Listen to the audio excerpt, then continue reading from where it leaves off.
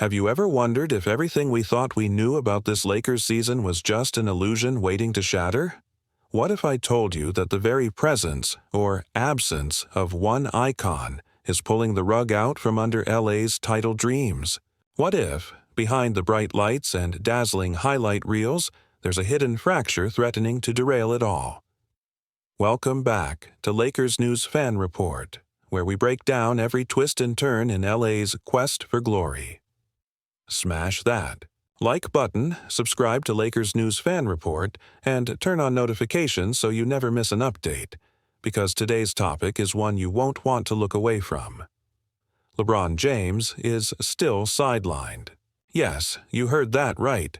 LeBron James to miss another game with a strained left groin, per the latest report. But this isn't just another checklist on the injury log. It could be the fulcrum that tips the scales in the West. Could this mean the Lakers' armored car is missing its driver at a critical juncture? Is it possible that LeBron's continued absence signals deeper cracks in LA's championship armor? According to Yahoo Sports Canada, LeBron suffered a strained left groin muscle on March 8th against the Boston Celtics. 4 days ago, we learned he'd returned to Los Angeles to continue rehab, expected to miss multiple games as the Lakers navigate an especially brutal stretch on the schedule. With the All-Star break behind them and every team scrambling for seeding, LA currently stands neck and neck in the Western Conference standings. Fans are wondering if this could be the beginning of a slide for a team that seemed poised to seize momentum after adding a few key veterans. Some insiders believe that the Lakers' front office, already juggling delicate cap management, now faces even more pressure to maximize LeBron's return timeline. Could trading for immediate help, like a stretch four or defensive-minded wing, be the only way to fill the void until the king returns? Think about it. LeBron's been the Lakers' compass all year, averaging 24.5 points, 7.8 rebounds, and 7.9 assists, shooting 50% from the floor and 38% from three. Those numbers aren't just statistics. They're the heartbeat of a team that thrives on his playmaking, lockdown defense, and sheer will. When he went down with that groin issue in Boston, the Lakers turned nearly a full quarter of their rotation to role players. Rui Hachimura, D'Angelo Russell, and even Scottie Pippen Jr. got meaningful minutes. Could they sustain that level of production while LeBron is out? That's the question swirling through every Laker. If LeBron is missing another game, who steps up to push us past playoff contenders like Denver or Phoenix? Let's rewind to that March 8th matchup against the Celtics. Late in the second quarter, LeBron felt a twinge in his groin after a drive to the basket. He tried to shake it off, continuing to play, but it didn't take long before he grimaced and headed to the locker room. Fans rushed social media. Is this the same groin that's nagged him in previous seasons?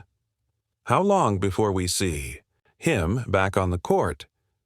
Could this be a lingering issue that lingers into the postseason?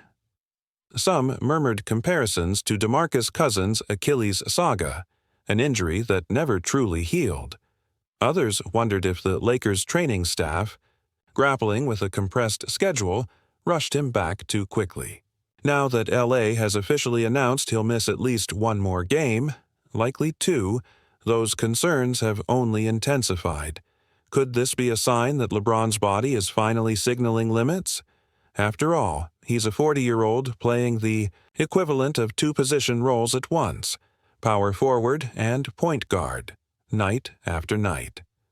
Could this absence derail the Lakers' chances at home court advantage? It's no secret that playoff seeding can shift entire series outcomes. Some insiders whisper that if LA slips from 5th to 7th seed, they could face a play-in tournament. Is it possible that without LeBron's leadership on the court, the young wings like Max Christie and Jalen Hood-Schifino won't get the high-leverage reps they need to develop? Fans are wondering if this could be the beginning of a confidence crisis for a roster that's still trying to coalesce around a unified identity. Let's zoom in on the numbers. Since LeBron went down, the Lakers are 2-3, splitting 2 games before the break and losing their first matchup without him. In those games, LA has averaged just 105 points per night, down from 114 with LeBron. Their defensive rating has slipped from 106 to 112, a gulf that turns contests into grinded-out affairs rather than blowouts. Could this be why the coaching staff has started slash-and-dice lineups, dipping into the G League two-way pairings to find fresh legs? Is it possible that a player like Mo Bamba, brought in for his rim protection, will see sudden playoff minutes as the Lakers scramble to plug gaps? Some Lakers faithful are even speculating that Frank Vogel's old defensive schemes might make a surprise return, simply because they need structure in LeBron's absence. And what about the ripple effects on roster construction? With LeBron out, every front office discussion about potential midseason tweaks becomes a calculus of urgency versus patience. The rumor mill has already churned. Could the Lakers explore a buyout option for a veteran big, using Hassan Whiteside's contract as trade filler? Could they flip an expiring deal for a third scoring option? Maybe someone like Malik Beasley? Some insiders believe that if LeBron sits for more than 2 weeks, Rob Pelinka will pull the trigger on a move to acquire a wing who can guard 1-3 and knock down threes. But is it possible that trading for immediate help risks disrupting the locker room chemistry before a healthy LeBron returns? Fans are wondering if the Lakers risk becoming reactionary, making a panic trade that doesn't solve their long-term puzzle. Amidst all the chaos, there's still hope. Some Lakers legends, like Magic Johnson, have publicly offered advice: rest, heal, return stronger. And LeBron's own body of work suggests he has an uncanny ability to bounce back from injuries. Remember the 2019 Finals when he iced down and returned in Game 3 after missing 2 games? Could this be a similar situation where LeBron's downtime is just the opening act before a triumphant return? Fans are speculating. What if he comes back for the final stretch and leads a 7-game winning streak into the playoffs? Is it possible that a well-timed comeback will shift the entire trajectory of LA's season? Some insiders believe that the Lakers have quietly scheduled sprint sessions in a hyperbaric chamber, a last-ditch effort to accelerate LeBron's healing timeline, but until that return happens, the uncertainty lingers. The Lakers have upcoming matchups against playoff-caliber teams, Denver, Phoenix, and Minnesota, without their cornerstone. Could going 1-2 in that stretch drop them down the standings? And what if that slide forces them into a play-in game against a surging opponent? Could that become the flashpoint where we realize this injury update is far more than a footnote? It's the chasm that opens between aspiration and reality? If you're as hyped as I am for Lakers News Fan Report, smash that like button, subscribe to Lakers News Fan Report, and turn on notifications so you never miss a moment of the drama in purple and gold. Now, picking up right where we left off, LeBron. James remains sidelined with that nagging left groin strain, and the Lakers are once again forced to navigate without their undisputed leader. The latest from Yahoo Sports Canada confirms he's now missed 6 straight games and is day-to-day, according to Coach J.J. Redick. But what we really need to talk about is what happens next. Could this extended absence be the defining pivot point of LA's entire season? Is it possible that missing another week, maybe even 2, means the Lakers must reinvent themselves on the fly? Let's dive deeper. Since LeBron went down, the Lakers have been cobbling together wins and losses in equal measure, now sitting precariously in the middle of the Western Conference standings. Without his 24.5 points, 7.8 rebounds, and 7.9 assists per night, efficiencies of 50% from the field and 38% from 3, the offense has struggled to find consistent flow. Luka Doncic has tried to carry the load, averaging a scorching 29.1 points and 8.5 assists in his first stretch with LA, but even Luka's magic can't replicate LeBron's defensive brilliance or locker room authority. Could this mean the Lakers end up sacrificing home court advantage as the playoffs loom? Fans are wondering if each loss without LeBron inches LA closer to a humiliating play-in tournament, something they haven't battled through in decades. And then there's the rotation. With LeBron out, Coach Redick has leaned heavily on veterans like D'Angelo Russell and Rui Hachimura. Russell has bumped his scoring up to 18 points per night, trying to recapture his All-Star form from 2021, while Hachimura has delivered double-digit scoring in 5 of those 6 games, even grabbing 8 rebounds against the Suns in his best performance yet. Could this mean that Hachimura's role evolves into the third star on nights LeBron is absent?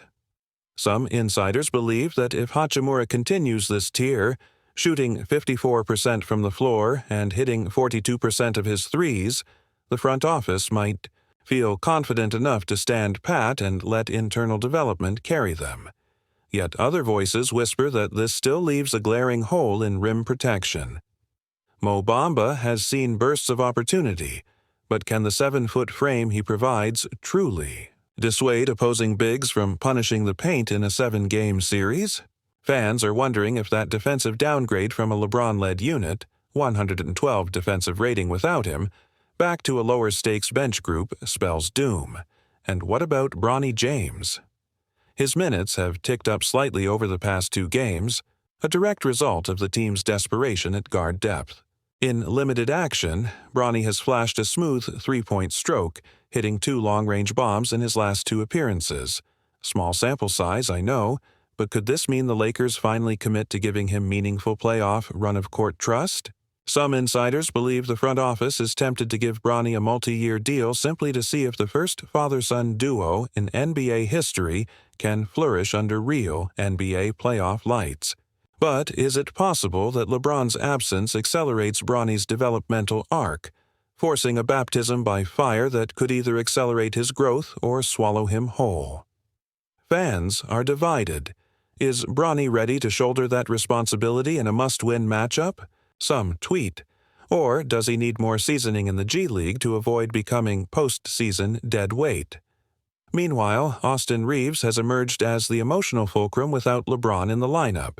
He's averaging 21 points, 5 rebounds, and 4 assists across those 6 games, his highest sustained stretch since his career-best 31-point outing against Golden State in January.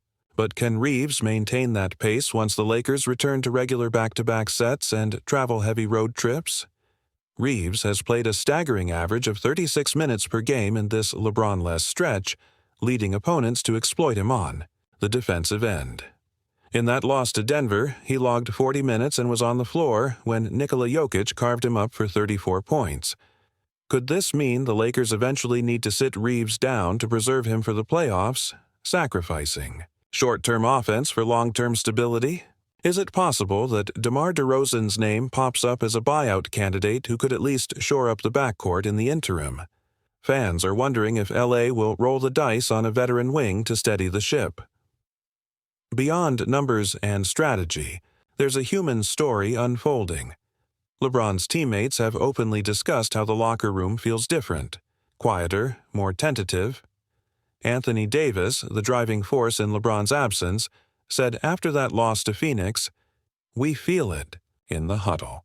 His voice carries weight. When he's not on the court, you miss that energy, that push.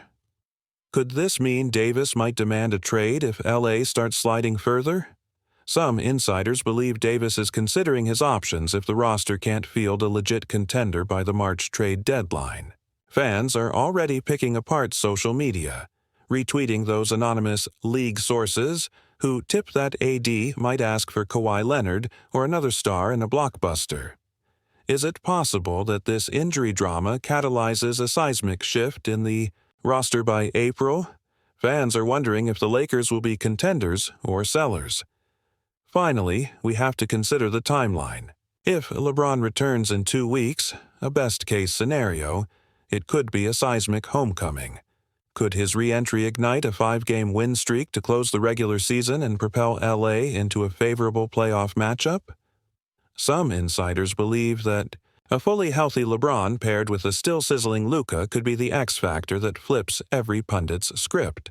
But if he takes longer, say 3 or 4 weeks, then LA might limp into the postseason, vulnerable to an early exit. Fans are split. "I'll believe he returns when I see him in full pads," one tweet reads. Is this the same groin that sidelined him twice before? Reads another. Now, as the season heats up, what do you believe will define LA's destiny? Medical miracles or calculated moves? Personally, as a die-hard Lakers supporter, I believe that if the front office can land a veteran two-way wing to fill the defensive void, and if Bronny can provide a spark off the bench, the Lakers still have a shot at a deep run. But time is running out, and every passing game without LeBron only deepens the risk. Could a surprise reunion of LeBron and Luka in time for the playoffs become one of the greatest storylines in NBA history? Or will this injury spell the beginning of a playoff hangover that echoes for years? I can't wait to read your thoughts in the comments below. If you enjoyed this breakdown, don't forget to hit that like button, share your thoughts, and subscribe to Lakers News Fan Report so you never miss another explosive update.